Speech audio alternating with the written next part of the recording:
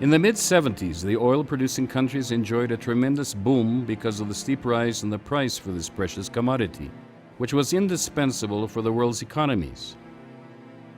In the midst of great expectations of progress and development, as a result of the startup of its new oil economy, Ecuador produced its first commercial barrel of oil in 1972, and, of course, also profited from its share of the petrodollar rush. International banks, which were the repository for this vast mass of money, diligently instructed its representatives to propose loans at very low interest rates in various countries. Also, taking advantage of the ambition of governments and their officials, tempted by the far distant mirage of a more modern world, these banks lent huge sums on the assumption that they would be inaugurating a period of prosperity. The loans, which were taken on the basis of conditions that were imposed by the bankers themselves, with interest rates that floated at the discretion of the banks, turned out to be a colossal monument to irresponsibility by both the lenders and the careless governments that accepted their conditions. But one day we were forced to wake up to the cold logic behind the actions of the lenders.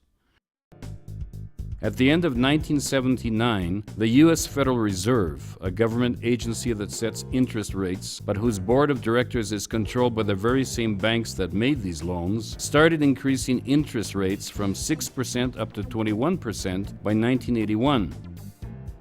This arbitrary decision, which was taken without even cursorily consulting those who would be affected by it, drastically increased our indebtedness, paving the painful road whose consequences several generations of Ecuadorians continue to pay 3 decades later. Esta fue una maniobra deliberada, les prestamos, después les subimos la tasa de interés y los agarramos para controlarlos económicamente durante décadas, que es lo que ha ocurrido. In over 30 years, Ecuador's debt rose from $1,174,000,000 in 1970 to almost $14,250,000,000 in 2006. In other words, over this lapse of time, our debt rose 12-fold. En las negociaciones del bonus Brady, nuestros papeles no valían más allá de $700 millones y sin embargo se los canjeó por $4.500 millones. Los bonos Global no valían más allá de $1.500 millones y sin embargo se les reconoció $3.950 millones. Eso no se llama saqueo, eso no se llama pillaje.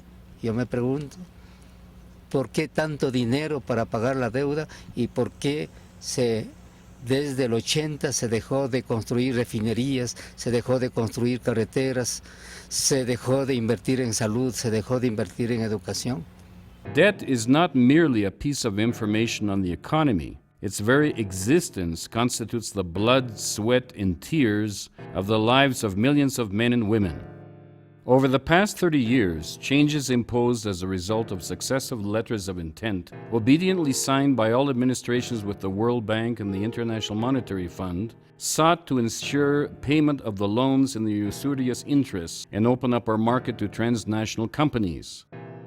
Thanks to advice from these international organizations, a state was structured to give priority to adjustment measures to increase the country's export capacity and thus ensure payment of the external debt. It did not matter if, to achieve this goal, our resources had to be overexploited and social policies had to be dismantled for the benefit of market supply and demand. Supposedly to attract capital and investment, the state had to be modernized so that it would not disrupt this state of affairs.